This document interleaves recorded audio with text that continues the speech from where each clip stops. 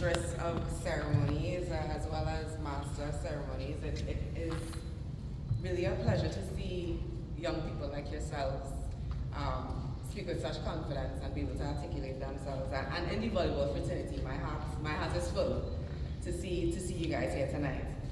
Good night, everyone else.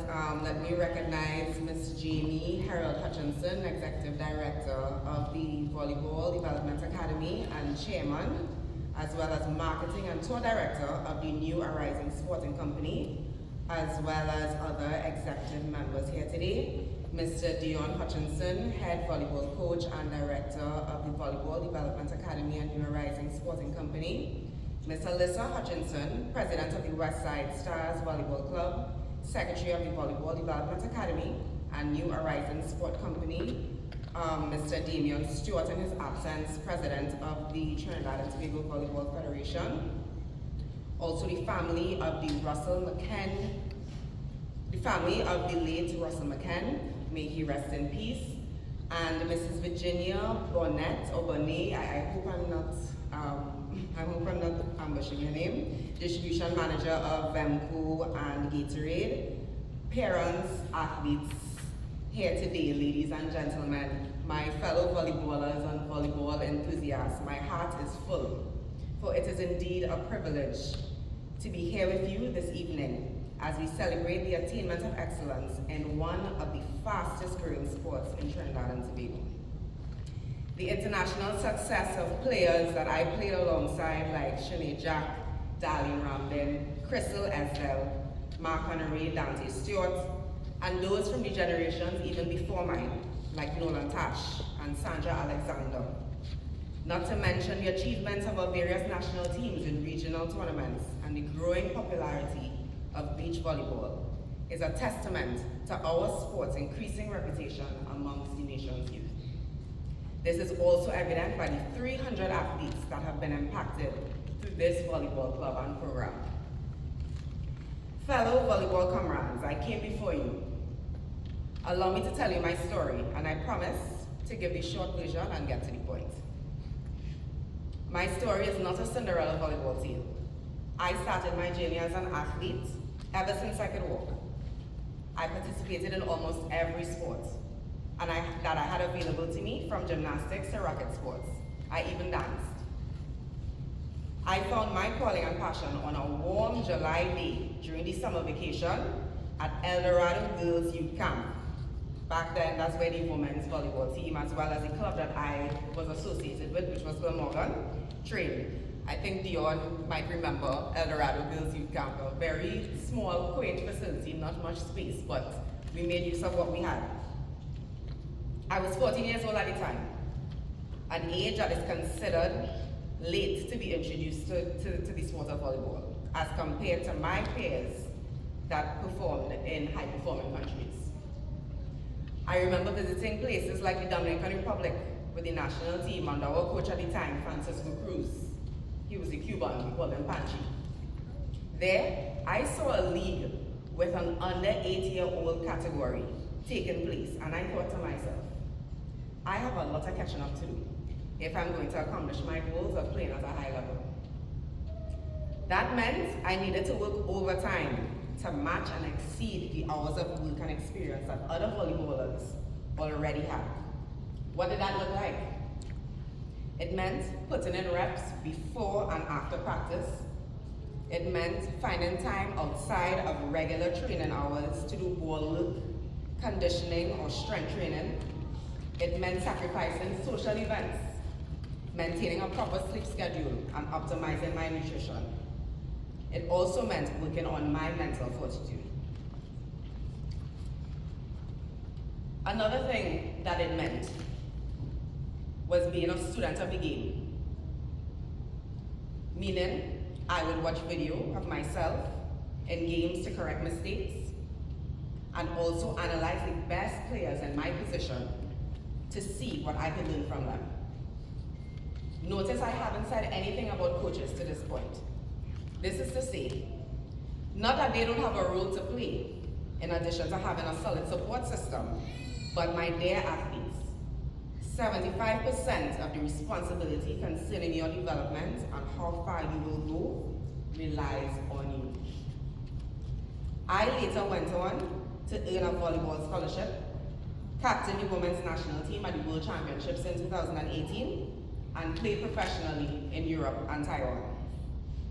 But what I want you to take away from this story is that all the hard work, discipline, and other attributes that it took for me to accomplish my goals did not end with my volleyball career last year when I traded in my knee pads. These values continue to assist me in my new line of work and life. And my friends, this is the ultimate accomplishment. So whether some of you want to play pro, or you want to study law, or even do both, developing characteristics like discipline, commitment, and mental toughness will help you navigate life and each and every challenge that comes your way. That being said, the Honorable Minister and Ministry of Sport and Community Development understands this power that sport has to transform lives on and off the court through its national sport policy, which is why programs like the I Choose Sport came to be. This was implemented through the sport company, and you would have seen our caravan touch schools and communities across the country, using athletes and sport professionals to spread the gospel of sport and its benefits. Alongside our programs, the ministry has eagerly supported sporting bodies such as this Trinidad and Tobago Volleyball Development Academy. This eagerness, ladies and gentlemen, is born out of our desire not only to diversify the number of sports being played nationally, but also because your work aligns with one of our goals, to be a more inclusive in communities and have a healthier society. Indeed, it is for this reason that the government of the Republic of Trinidad and Tobago has invested $200,000 annually for the past 2 years in this volleyball academy.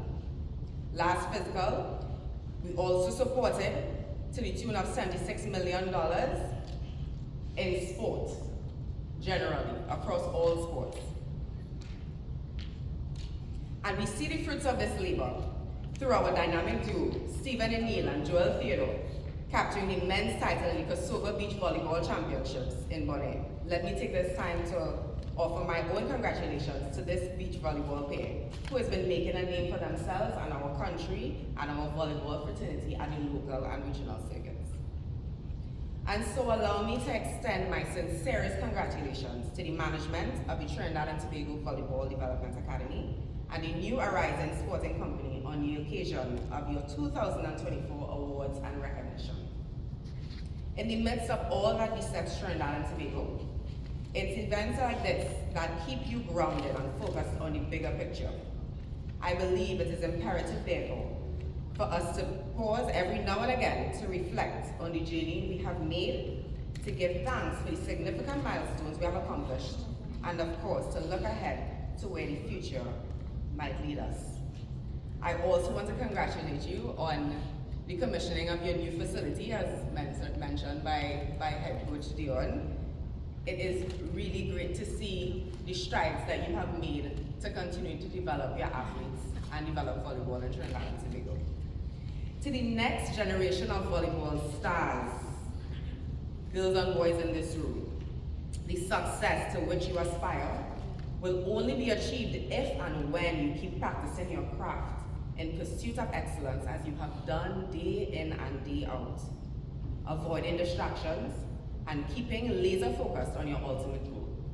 As I mentioned prior, the successes that you have already achieved, though valuable, will pale in insignificance compared to the successes that await you. I urge you to keep growing from strength to strength and keep your dream alive. I also want to congratulate the Academy at this time on the extensive list of tournaments in which you have participated in over the last year. I am certain that the contribution of both practice, the combination, of both practice and game time will have contributed significantly to the extent of the success you have been able to achieve thus far as a collective. Such has been your successes that persons have traveled from as far as Library and Point Fortin to access your training in Chaguanas. While the Arima and Tacarigua training centers, you have athletes commuting from as far as Diego Martin, Carenage, Maraval, and coming from the west, from Sandy Grande, in the northeast. This unwavering commitment to the game is more than worthy of commendation. My young friends, it is because the Ministry of Sport and Community Development is intent on creating a healthier, more resilient and productive society, as well as supporting high-performance sports. We have been engaging in a number of projects which will redound to the benefit of the support of the sporting fraternity. You would have noticed, for example, the construction of community swimming pools in areas such as Maloney, Mova, to name a few. You have also seen us undertake repair and refurbish works on a number of sporting facilities. We have renovated and repurposed Skinner Park in San Fernando. And we have done the same thing for Palace Echo Velodrome, the Dwight York and Hasey Crawford Stadium. We are also currently in the process of rebuilding the Jean Pear Complex, so that upon completion, it will once again be the beacon of indoor sporting facilities and activities, including our beloved sport of volleyball. The ministry will continue to extend its efforts and do its part towards the development of sport and sport for development for the people of Trinidad and Tobago.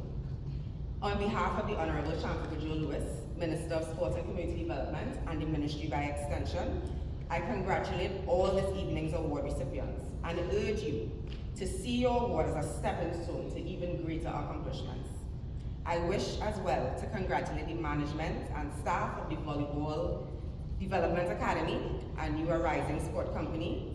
And finally, I wish you all and your families a wonderful, safe, and Merry Christmas and a prosperous 2025.